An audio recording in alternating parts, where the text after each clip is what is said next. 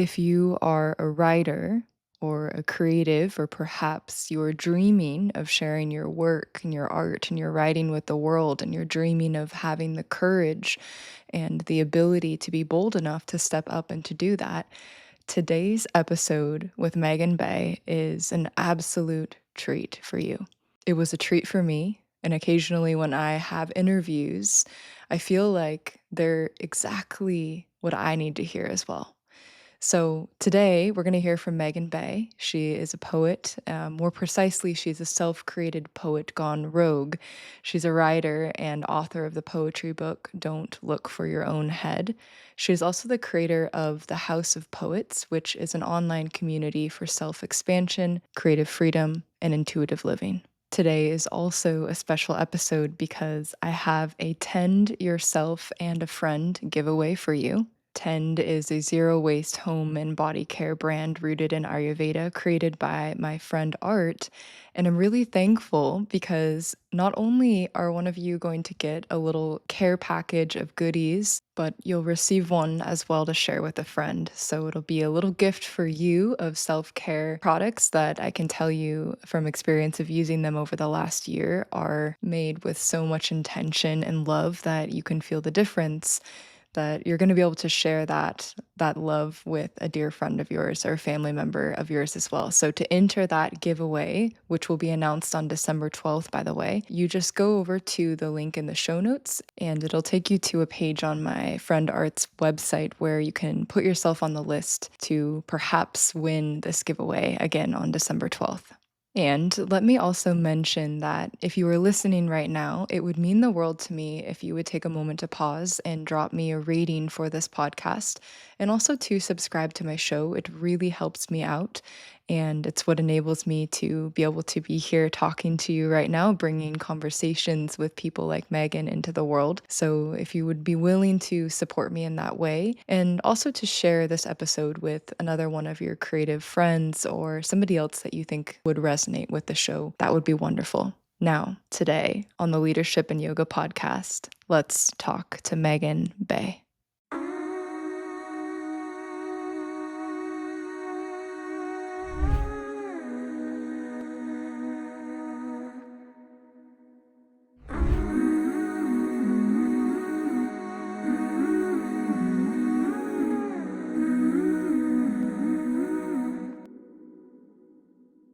Meghan Bay, welcome to the Leadership and Yoga podcast. I'm really excited to chat with you today. It's so fun to see your face live, and it's not that often actually that I get to speak to poets and writers about their writing, and I'm really excited to do that with you today. And we're going to talk about your work itself. We're going to talk about the creative process. And for those of you who are listening, tuning into this episode, it's really my hope that you feel at the end of this episode like you've just had a tea chat, a little coffee chat with Meghan. So thank you for being here with us. And Meghan, I was wondering if you would be willing to start us off actually with the reason why we're here, which is because of how much I adore your writing. If you would actually share a little piece of your writing with us to start us.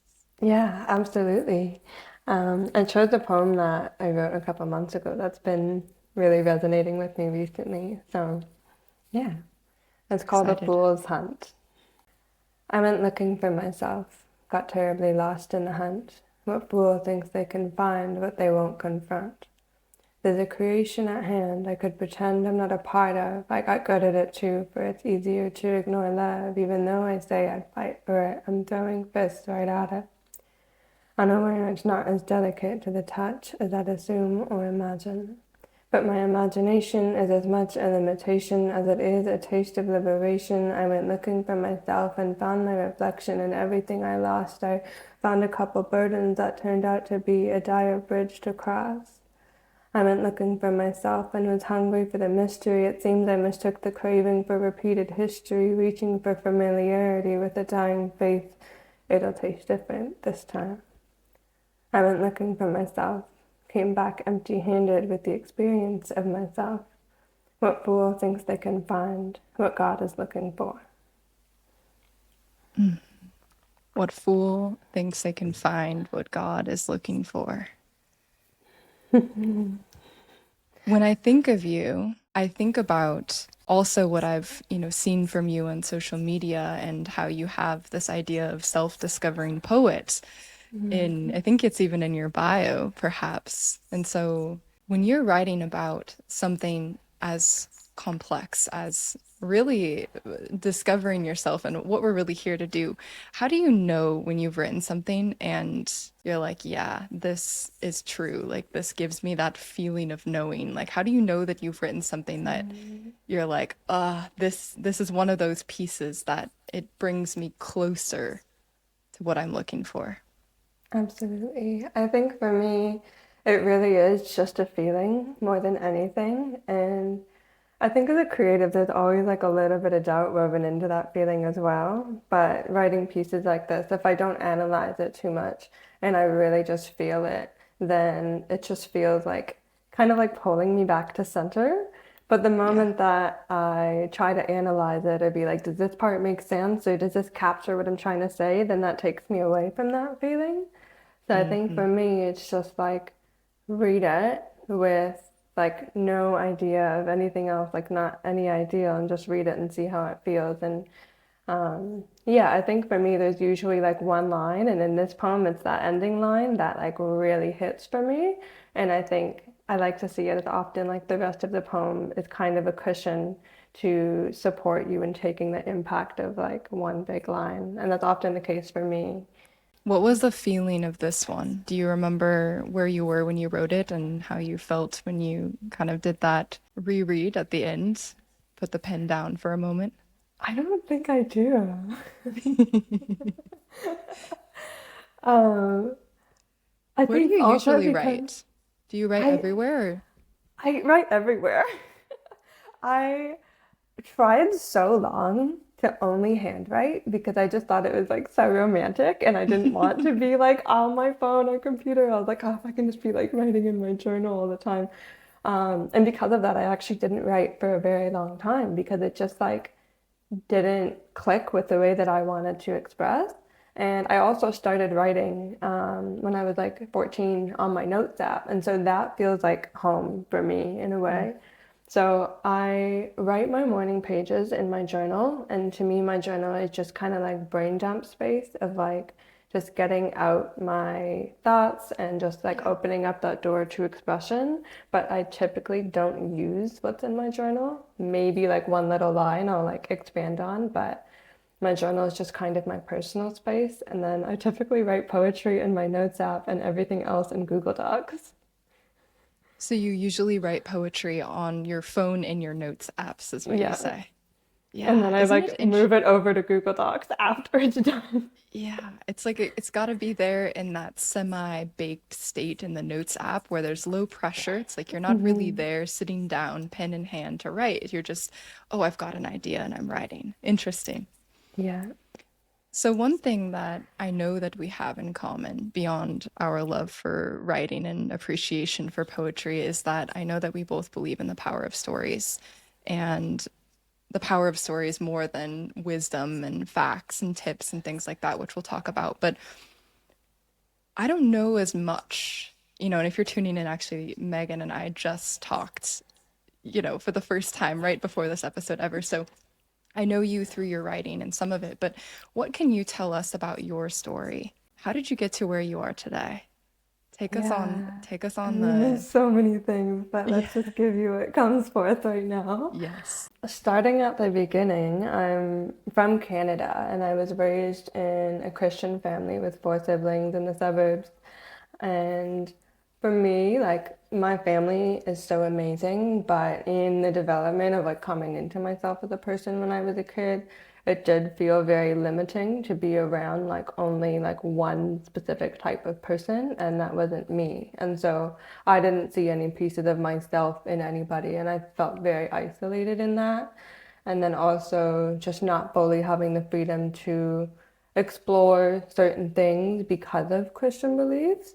So for me, I just felt very limited in my ability to explore what I wanted to, and also limited in my ability to feel my emotions and like be safe in being seen in them.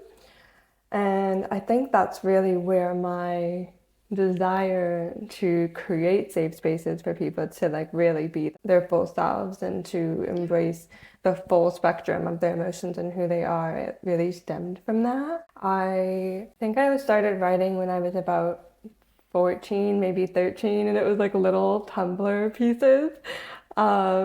And they were Do you like, remember what inspired that? What inspired you I to do that? I think it maybe was just like looking at pieces on Tumblr, or I'm not sure, honestly. It just like happened, and all of a sudden it just like the ball kept rolling, and I've dabbled in so many different arts and it never had that same effect. Um, and I really loved the freedom to be able to tell my story in a way that made sense, but also like I didn't have to make sense of it at the same time. And I think I love Yeah. that about poetry. Like you can explain a story in the way that it feels without having to tell exactly why you feel it. And that was really, really supportive for me. Hmm. And so yeah, I started dabbling a little bit and it was really helpful that I had some friends who were interested in it too. So we kind of like did that together. And when I was homeschooled my whole life up until I was Okay. 16. Then I went to a high school for um, fine arts high school. So I was majoring in writing and 50% of my day was spent writing. And that was like a huge space for me where I was like, oh, like writing is my thing. It's what I want to do. Before that, it was just kind of something I dabbled in. I actually wanted to go to the school for photography, but they didn't have space. So I was like, okay, I guess I'll do writing. It's crazy how those things work out. Absolutely. Yeah, so that was like a big development part. And then from there, I actually moved to Australia and ended up working in clubs and nightlife. So that was like a huge switch from being in this like Christian household and then moving I and can imagine, being, yeah. yeah, on my own and just partying and that whole lifestyle for like 2.5 years. I wasn't really sober and writing a lot at that time and also developing my spirituality in this like contrasting way at the same time as well of like partying nights out and then the next morning I'd be writing and praying like it was just like but you know it really worked for me and in that time ultimately I grew so much of my confidence in my independence and capacity to write as well but the moment I realized like okay this isn't serving me anymore and it's starting to become just like a familiar pattern. I Yeah. moved back to Canada and then, yeah, I had a few years of just slowness. And then it's been the past 2 years. So I had like 3 years of just kind of like integrating and like almost like cocooning. And then it's been the past 2 years where I've really stepped into what I do now and being When you having a say, profile and platform and all yeah, that. so when you say integrating cocooning, it means writing for yourself and not necessarily sharing it with others, or is there more to it than that? I think it was like cocooning in all the ways. Like I wasn't really with anybody other than my partner. It was like me and him in this tiny house in the suburbs, and that was basically it. Like I'd go to work and I would come home, and that was it. And it was like a lot of space of just, I was mostly working on my poetry book at that time. Hmm. And so I was organizing that, but like it was cocooning in the way of like I wasn't sharing my writing, but it was also in the way of like I wasn't experiencing much outside of the world rather than like between me and my relationship with my partner, which made me grow a lot from just being Yeah. in this little cocoon of safety and love. Like a lot comes forth when you're in that.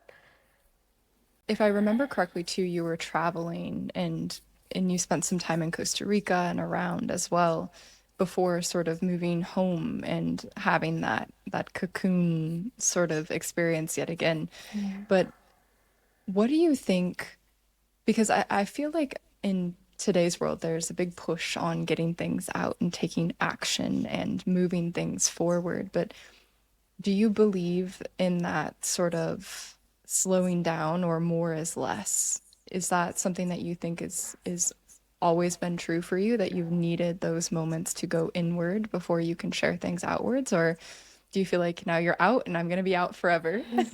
No, I think it comes in seasons. I think all of our growth and our spiritual development is in seasons, and like you learn what is living within you, and then you practice letting it go, and then you learn something new within you, and it just keeps doing that.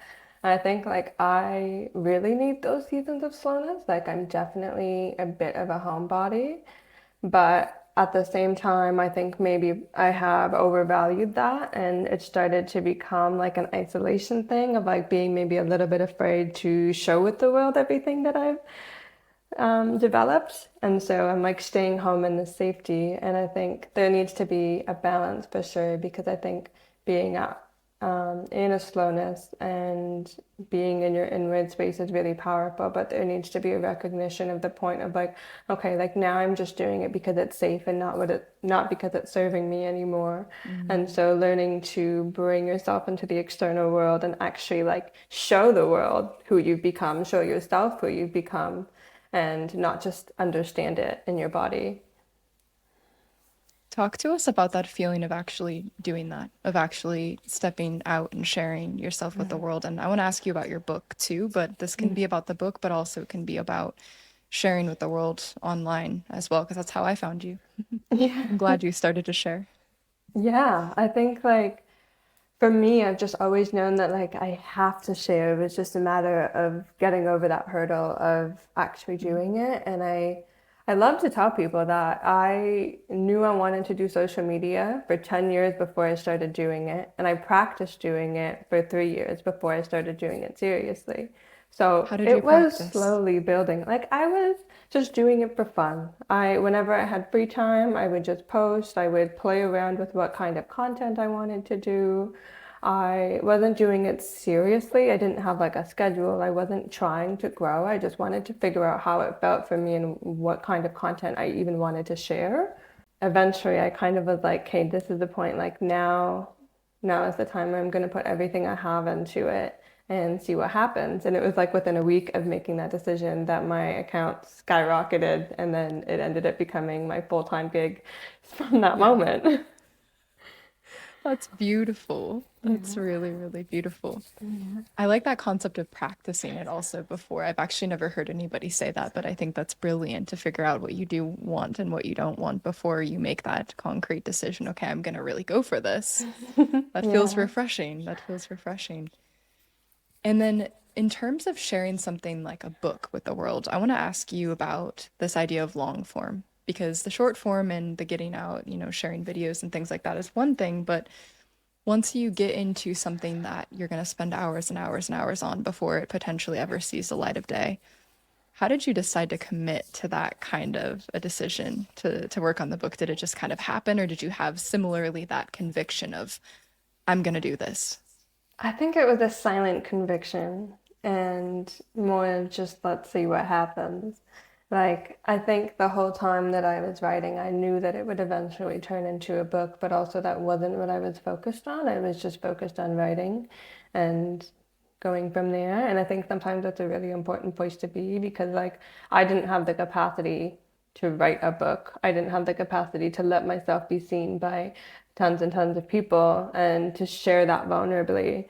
But I did have the capacity to write a poem when I felt the need to. And so, like, just stepping into what I was capable in that moment and like allowing that lingering sound in the background and be like, yeah, this is going to be a book one day, but like maybe it won't, maybe. And just like having that like comfort with myself of like, if I finish it and I don't want to publish it, I don't have to, but I know I'm going to want to. And so for me, didn't I wasn't technically writing a book. I was just writing poetry as it came to me. And it just so happened that like the season of my life of like right when I went to Australia to right when I left, I wrote like 140 or 50 poems, and like that was just like the perfect amount to like make that into a book, to be like that season of my life. And same goes now, like I have another poetry book, and like I didn't intentionally write it, it just kind of came forth. And now I am sitting with the ideas of writing things a little bit more intentionally that will take more time to pour into. And I think that's definitely a different approach in a way. Yeah, when you have more of an aim and a structure perhaps behind it. Yeah, Would you anything say like though, novel or like long yeah. long form in that way. Would you say though that you basically wrote it just thinking about the project a little bit each day? Or would you go weeks and weeks sometimes without writing and then write for 24 hours straight? Was it a sort of Yeah. boom and bust, or was it just a gradual sort of chipping away? I think poetry for me has been a space of like, it's just really in the moment. Yeah. And I wouldn't spend more than maybe an hour writing a day, but I would spend that hour like every single day. And yeah, it was most of the poems, and especially the ones that I feel are the most impactful, were the ones that just kind of like, I was like driving home in a taxi at 3 in the morning and they just downloaded, or I was just like half asleep and there they are, or like in the middle of a party and I gotta go like quickly type this out on my phone. And it's just like when you're really locked in and it creates a space in a way to receive. And that's kind of been the space for poetry for me. Even now, I'm playing around a little bit more with having a structured space because I have more logical writing to share. Poetry doesn't come as easily for me. And so now I'm kind of having to like create that space for it. But I do think as a whole, poetry is less of a sit down form of writing and more of like just being open and having the capacity and willingness to like capture the poems when they arrive, even if you're in the middle of something. I'm incredibly fascinated with this idea of capturing the poems as they arrive and all of that. And I I'm a notes app fanatic, except for it really terrifies me that there is no history. So sometimes I end up deleting my work and then it's just gone into the abyss forever. But I want us to talk about this idea of creativity. And I'll start by asking you, what do you think creativity is? Where do you think our ideas come from, if they come from anywhere? I think, simply put, that creativity is a gift from the creator to help shape this world. And I think it's ultimately like just another form of the ocean or the clouds or all of these beautiful creative things that are surrounding us all the time. And I think that it really is just like a shaping of the world in the way that the world needs more of something, and all of a sudden that's the download that we have. That's the urge that we have to bring forth. And I think that everybody's ideas are so sacred because they, like, you wouldn't have this idea if it wasn't like gifted to you.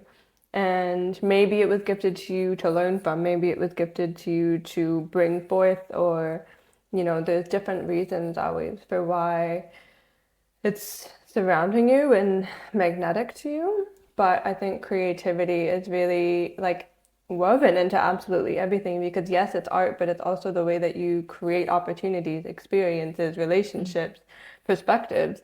And so the more that you are open in your creativity, and that doesn't have to look like painting or writing or dancing in the traditional way that we think, it's just your capacity to see that everything you're surrounded with is a material to create something that you really value.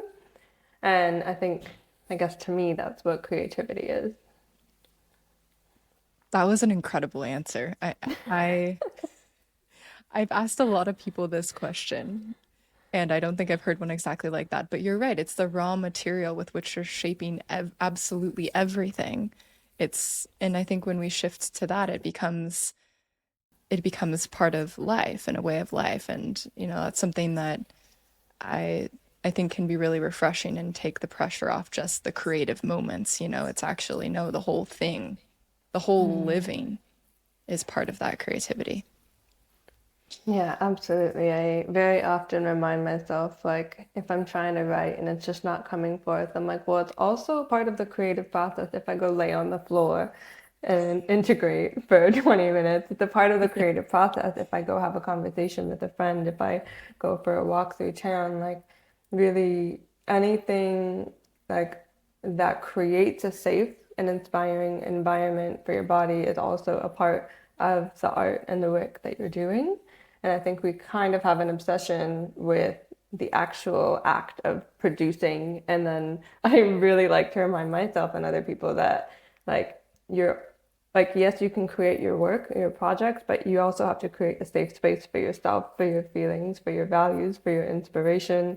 And Mhm. that doesn't always look super productive, but it will still be the most impactful and fueling thing for your productivity in the long run.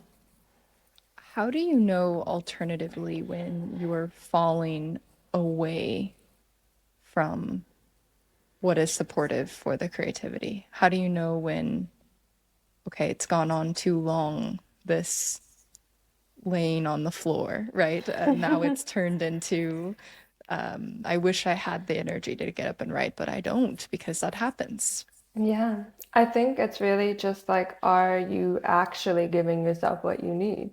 Like Mm. asking yourself, like, am I taking this time to lay on the floor because I am overthinking and I need a space to breathe? Am I letting myself breathe? Am I letting myself return to my body? Or am I just spiraling on the floor instead of in Yeah, front of laying my there problem computer? solving. Yeah. Asking yourself like, hey, if I wanted time with a friend and I did that and I still don't feel energized after, like, was I really there? Was I speaking in the way that I wanted to? Was I expressing myself in the way that I wanted to be seen? Because like that's what you need. And so like maybe you're creating the space in one way, but like are you creating the space for yourself in the way that you're actually aching for and not just like the picture of it? It's often, I find it happens to me too, where I know that I need to do something different, but I sit down and the brain is not doing anything different. The body may look different from the outside, but the Hmm. brain is continuing down, like you said, down a spiral or down whatever problem it's trying to solve in that particular moment, because the brain just loves to problem solve. And it's funny because a lot of the creative ideas and things like that, like you say, catching a poem can happen in a cab at 3 a.m. It's You're probably not at that time as preoccupied with the problem solving as the analytical Hmm. mind likes to do during the working hours of the day sometimes. So Yeah. that makes perfect sense to me. Do you Yeah. have any rituals around how you live, how you prepare yourself to, well, I would say just energetically, even preparation for your day, things like that? And actually, you know what? Let's start with what do your mornings look like usually? Folks love to know that question. It's a really interesting question to answer. So, yeah, what do your mornings look like? I'm really still trying to figure that out. It's actually been like something I'm playing with this past week of like, okay, what feels the most supportive for me? So like at the moment, usually my mornings, I linger in bed for a little bit. I like never get up within 5 minutes of actually waking up. I usually like to just like sit and like return to my body. So usually I'm in bed for like 15 minutes, just kind of like breathing, maybe looking out the window, maybe stretching. And then I get up and I drink a big ass glass of, I don't know if I can swear on here. I drink Yes, a yes, big, yes, of course. I drink a big glass of lemon and like salt water. And then I usually like use that and go straight to the bathroom and like do my hair and wash my face and sometimes makeup, just to like feel like ready to go for the day. But I have been integrating meditating before I do that as something I really wanted in my life for a long time, but I always kind of like, oh, maybe not. So that's something I've been more disciplined with myself of pulling in lately. And then I have breakfast. I think it's incredibly important for women to have breakfast within an hour of waking up for their hormones, and I prioritize that. And then I make a coffee or matcha, and I write a full page in my journal, just like mind dump, 1 to 2 pages, and then I write for an hour on my laptop of whatever I want, and then I start working. Sounds like a pretty good morning to me. It sounds like a pretty good morning. How's the meditation going for you? I'm also super fascinated with meditation, so I love to hear how that's going because sometimes we feel the call for meditation more than other times in our lives, that's for sure. Mm. Yeah, I think I've been called to it for a while to have a part of my daily routine. Like I really like I have ADHD, I have a wild mind that's doing all sorts of things, and like any grounding practice is so supportive for me. So I think that's one that I've been like, I need that for a long time. And I think also having the resistance to actually pursue it because like I'm not good at it. But I mean, that's not the point. That's kind of like you're supposed to be bad at it. That's why you do it. So I think sitting there and just having, it's not for me, it's not like the thoughts, it's actually like movement in my body. So like I just want to like look around or like I scratch or just like rearrange or whatever it is. But I think learning to kind of play with that has been good. Even this morning, like 5 minutes of my meditation, I was just like sitting there, breathing, sipping on my water. And then for 10 minutes, I was probably somewhat still. And then for the last 5 minutes, because like I'm trying to do 20 minutes, for the last 5 minutes, I like again moved and had like my knees up, was sipping on my water, breathing and praying. And I think having that diversity of like, hey, it doesn't need to look a particular way, it's just creating this like space of focusing on my breath and being in stillness. So that for me, it's like one, to ground into my body and to creating a space for my intuition to come through in whatever way it needs to for that day. Yeah. I love that. That pretty much sums up why I've also been integrating meditation routine.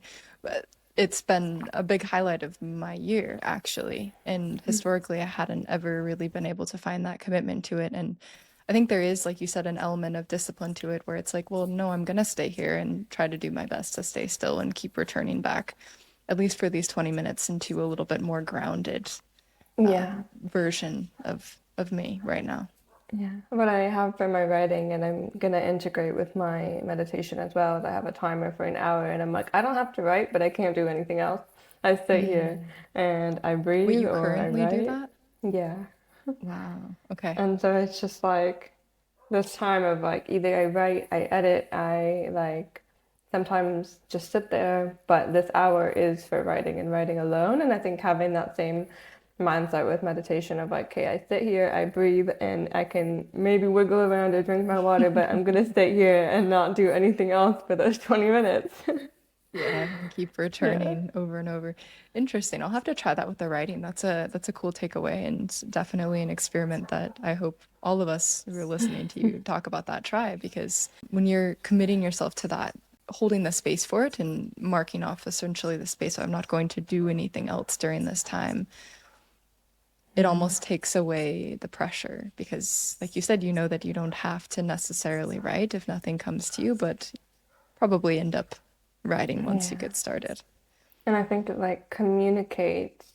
I think also like creativity is its own little consciousness in a way, for lack of better words, but I think it communicates to your creativity like I'm creating space for you, I honor you, I value you enough that I'm creating this environment. Like if you want to come through, go for it. If today's not today, that's fine too, but I am gonna sit here and be ready for you. Yeah, I've got a flower for you. I'm calling you in. Yeah, I like that. I like that. It's almost like creativity knows it has a safe spot to land with you. It knows it can count on you. Do you Exactly. connect to, I mean, I know you connect to a deeper sense of meaning in everything that you're writing, but do you feel like you have a mission with what you're writing? Yeah, I do.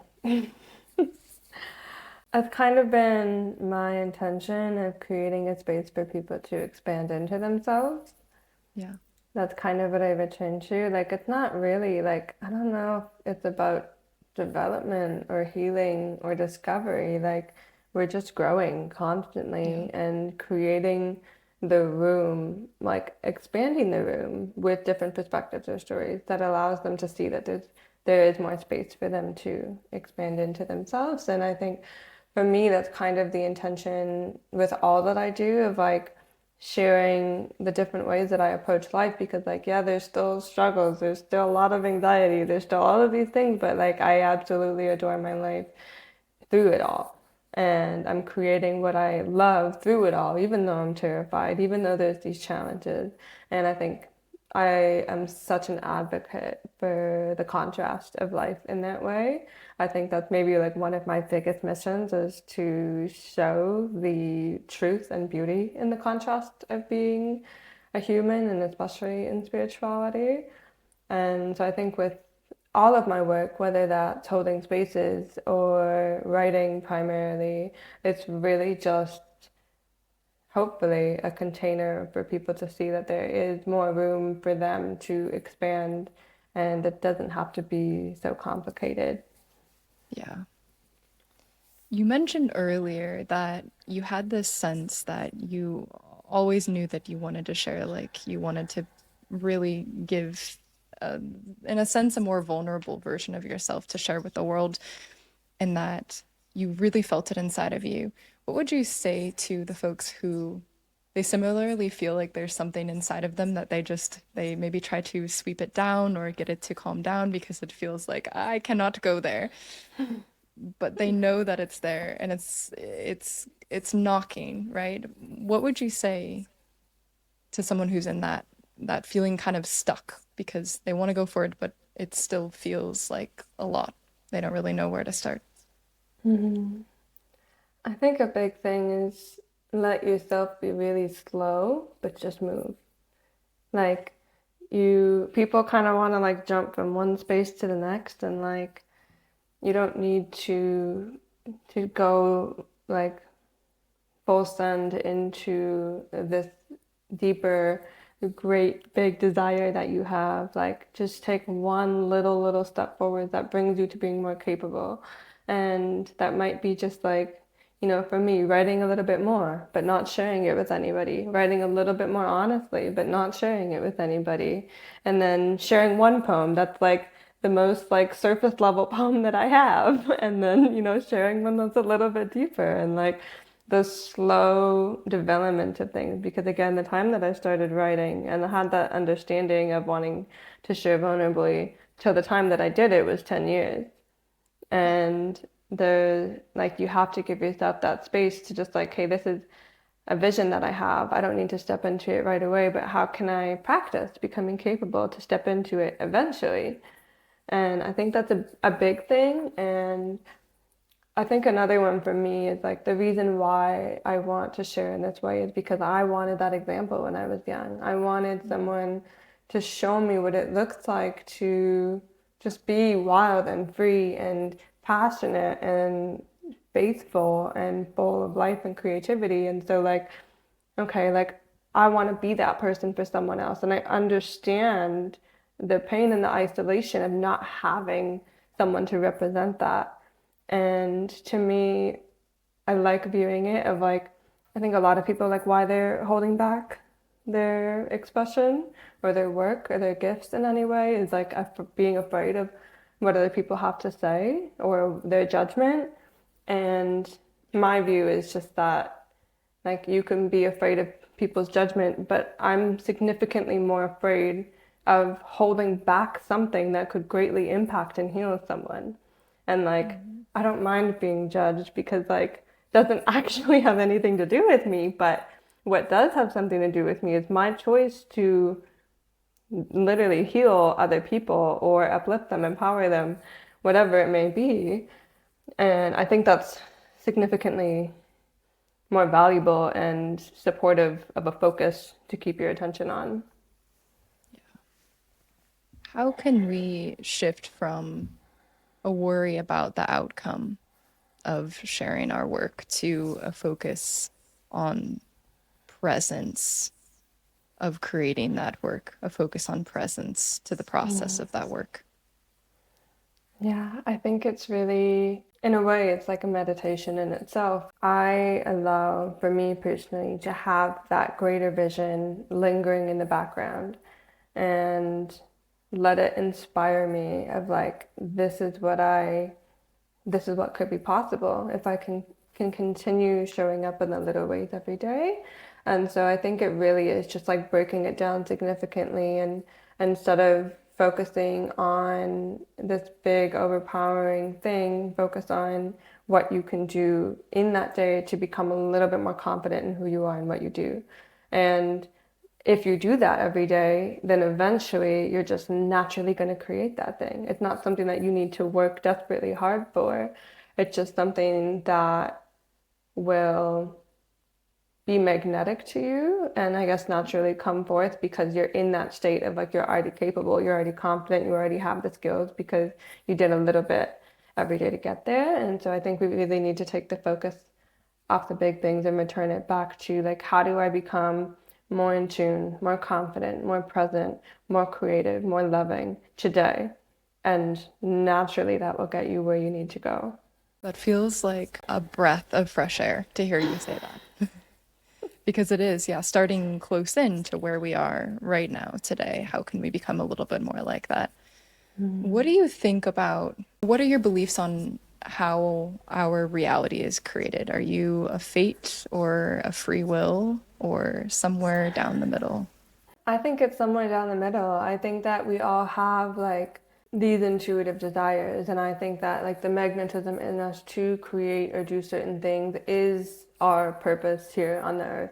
How we want to approach that, what we want to do with that, we have complete free will. But I think people would easily be able to say, like, I don't have free will that I like writing. It's not really my choice. Would it be my preferred method of expression? Probably not, but like it's naturally what has called me towards it.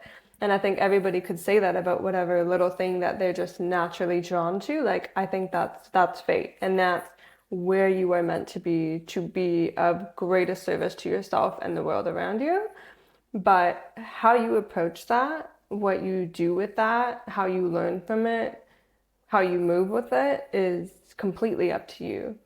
And I think that the more that you can have that balance of receiving that vision and then being like, okay, these are the materials I have in front of me right at the moment. What can I create that will bring me a little bit closer to that? And I'd like to add that sometimes it's even just like, if you're having a horrible day and you're on the verge of a breakdown and you're trying to work on this project, like the version of you who you're trying to become would not gasp at you and try to force you to keep creating. So take a break. Like be gentle on yourself. Like honor the way that you feel and the what you need at the greatest capacity because like ultimately that's what you're trying to bring more of into the world and that has to start with you. Do you ever send love to past or future versions of you? Yeah, I do. Do you think she Especially receives my it? younger self. Absolutely. Because I think it is me. It's still alive in me. I think that I'm not just this version of me. Like, my spirit is the most grand version of me. And then I also have the little me inside. And yeah, I think I maybe do tend to my younger self a little bit more. And I see in little ways of like, again, like in moments where maybe I'm really anxious and I'm like, no, like you need to be mature and disciplined and you need to keep working. I see that little girl who's anxious, who's being dismissed, and I'm like, no, I don't want to do that to her. Like she had that done before and like that's what caused a lot of this, problems in my life. So like I'm not gonna do that anymore. And I will intentionally be like, okay, like what does she need? And take a step back and give that to her. And I think the more that I do that, the more that I have a lot more confidence and capacity in being the version of myself that I am now. That's really powerful. From a high level, why do you think we're here? And I promise we'll go less into the weeds. This is as deep as we're going. Why do you think we're here? Who are we? At the end of the day, nobody knows. I think that we're just here to experience and to love. I think if we're in the consciousness realm, if we're, not a human, then we don't get this level of feeling. We don't get this level of understanding and experience. And I think that it is a momentary, very complicated gift that we get to experience. And I think that ultimately, as humans, like we are the ones shaping the energy of the world. And whatever we choose to be and whatever energy we choose to give off is quite literally shaping our existence for ourselves and for those after. And so I think as humans, I think we're just kind of like the alchemists of the world, of taking painful experiences or beautiful experiences and bringing them into balance through our vessel of the body, of like receiving pain and learning from it and changing it into love. Like, I think that that is really our purpose, to like alchemize our experience, to have an idea, to bring it within us, to make it something, to make it a book, to make it a movie, to like, we're really just alchemists. The alchemist of the world. Sounds pretty straightforward to me. I mean, But who um, knows? Who knows? but let's talk about this idea of transformation, and then we'll start to move our way towards wrapping up. But before then, I think that there's a big fascination that the world has right now with this idea of transformation and accumulating knowledge and, becoming another version of yourself or becoming more. And I liked something that you wrote so much. It's one of those moments that it hit like a capital T truth, I will call it. And so I want to read it for us, and then I want us to talk a little bit about it. But it says, I started noticing the people I was so in awe of for being in tune with themselves and their wild expression were also in a box of its own kind, limitation with a new label, a noticing of what liberates one person and a copy and paste of that, instead of sinking into their own faith, digging into their own spirit, softening into their own unleashed grace. They held on to how it took shape for others. Not everyone, but many, and that was a huge light and shifted things for me. I thought I was stepping out of the box of what others wanted from me, but I was stepping into a new one, replacing one limitation for another, not noticing the magnetism of behavior, fashion sense, general expression that clawed at me so silently I nearly thought it was my own desires. That last line must always be the last line in your writings, especially powerful, the last line. I love a good ending. I love a good ending. That it clawed at me so silently, I nearly thought it was my own desires. This resonates a lot for me. And, I know we're not here to talk about yoga. This is the Leadership in Yoga podcast, but yoga means all of yoga, including meditation. But this happened to me with yoga. It really did, where it's, what am I escaping from? Also, an organized religion back into a liberation system that has its own box of its own. And I think it's so tempting to think that transformation and liberation is sort of a one size fits all that can be copy pasted, like you say, because we want to get to the same outcome as someone, but the path taken for them might not even make sense for us. So how have you navigated this? Can you talk to us a little bit about this realization for you? Yeah, I think that I was in an environment that really idolized being like soft spoken, like in that kind of spirituality of like soft and gentle and loving and patient. And I wanted more. I wanted more than that. And so I kind of like pushed that aside and was like stepped into being a little bit more edgy and bold and passionate and driven. And for me, really going into that did look like that was like my party phase and like dressing a little edgier. Like I love rock music and all of those kinds of things. Then I realized, okay, this isn't serving me. This isn't really like nourishing me. And so I went full send into the other side. And I was like in the hippie world of like wearing like the hippie clothes and going to the hippie towns and doing yoga and meditation and all of these like so-called spiritual things fitting into that image of spirituality. And I was in that for a bit. And then, yeah, I was in Costa Rica when I had that discovery that you were talking about.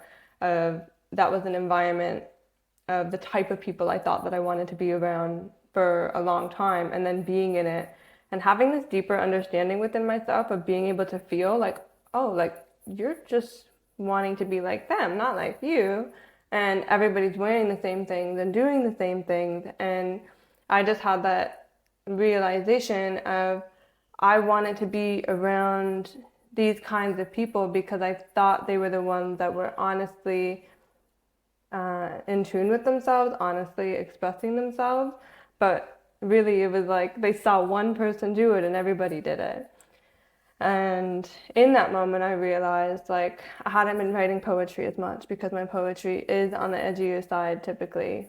And I stopped listening to rock music. I stopped wearing eyeliner. Like Wow. all of these things that are just like so simple, but I really, really love them. And I think in that, like, they're small things of expression, but I noticed the way that even like myself, I was less honest with myself in full reverence for like the full spectrum of the edginess that I feel. And that ultimately was like my passion too. And like so many things. And so I kind of went full side into each version of who I was. And then I was like, okay, that didn't work and that didn't work because I need all of it. Like, I'm not meant to be a Mm. piece of who I am. I'm meant to be everything. And in the past few years, it's been like recollecting that and like finding what parts of it work for me and what don't. And really stepping into just like who I want to be. And I really have had this idea of like the way spirituality is supposed to look. And there really is no way that it's supposed to look like it looks like you being you Yeah. and you being you in whatever way feels the most alive and nourishing for you in that moment. Because like for me in my spiritual journey, it was really, really helpful for me to have that party phase and to be drinking like every other night. Is that spiritual? Maybe not, but it was for me in that moment. And if I were to do that now, that would be a huge disservice to who I am and what I need. So Yeah. even what worked for me a couple years ago is completely the opposite of what I need right now. But being able to ultimately to listen to who you are and what you need in the ever-changing scheme of things, and not being too attached to what works for you or works for someone else in one moment either. Do you feel like there's still an aspect of you that maybe people don't get a sense for? Like, is there anything about you that you feel like, in general, we can talk about your followers, right? That they don't necessarily understand about you still? I'd like to think that I do my best to be quite transparent, but again, there's only so much that you can share on social media. Yeah. And even when I share the things that are very, very honest, like again, it's you're not here in this experience with me, like, but I think honestly, people might not realize that I am like I have a lot of anxiety and get very overwhelmed very easily. Like my feelings are very, very big and all-consuming. And I have a lot of time where I really just need to tend to myself, and I think I can beat myself up about that for a little bit because I have a lot of passion projects and a lot of things that I love that I'm working on, but at the same time, I need a lot of space to keep myself grounded and like in a space of, yeah, just not being anxious all the time. Mhm. And I think that maybe from the outside looking in, people would see what I share in my content and think that I'm like endlessly confident or having a fantastic time all the time. And I would honestly say I am, but just because I've learned to really love the challenges that I go through. And I've Yeah. learned to like love when I'm feeling emotional pain and crying because I just like, I've learned to really appreciate everything about being in this body and being a human. But I think I would love people to also understand that, like, just because I am living this life that I adore, that doesn't mean I don't get nervous when I'm asking my friends for things or that, like, going to new events or sharing posts because I get nervous every single time I share. And, all those little things. I am not a superhuman. I'm not sure about that, but no, I know what you mean about, and this returns to your comment about the contrast and enjoying the contrast and having, at least maybe you're not necessarily in enjoyment in some moments of the contrast, but you have an appreciation for that contrast of experience and emotions that you feel. So we've made it to the final two questions of the interview, and So on the Leadership and Yoga podcast, I love to ask the question of what do you think make qualities of an exceptional leader? What are, maybe examples of somebody in your life who's been a phenomenal teacher or somebody that you've really looked up to, a mentor of yours? What are qualities about them that you appreciate?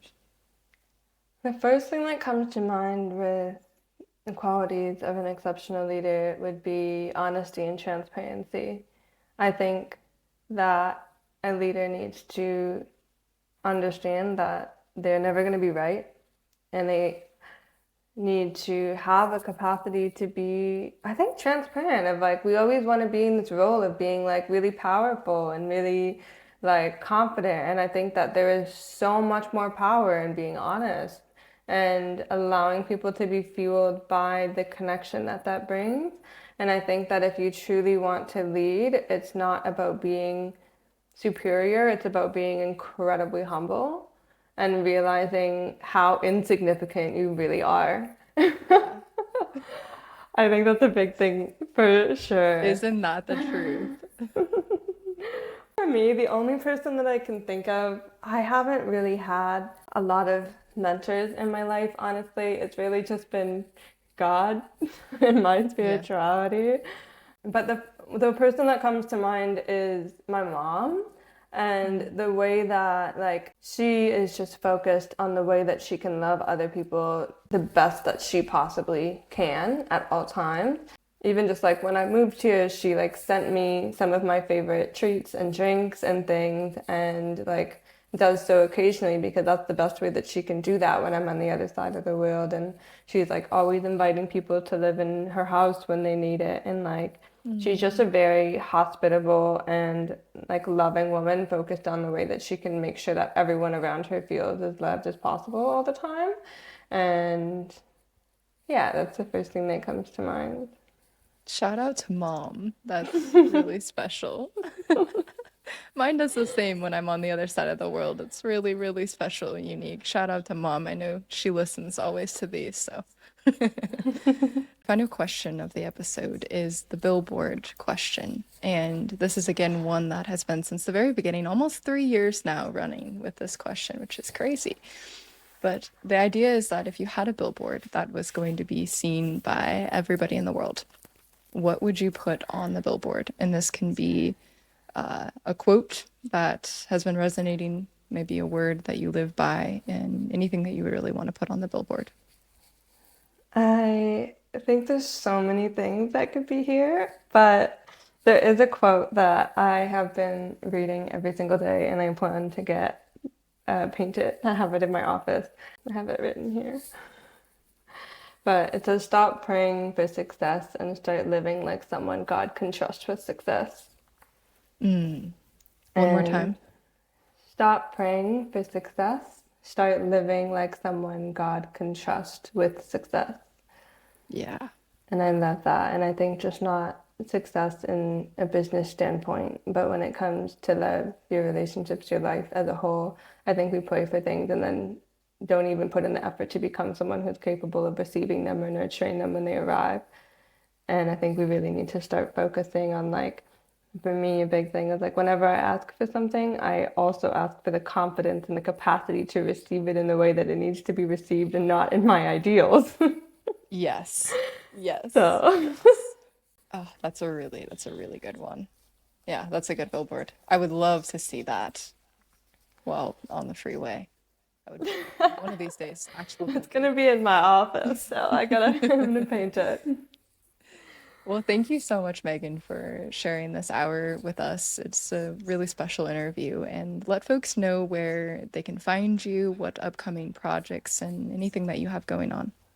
Yeah, absolutely. I have my Substack, which is like my passion project, and I share on there weekly of essays on any topics regarding stories of my life, integration, revelations, like all of the divine and messy parts of being a human. That's probably my favorite space that I just really love right now.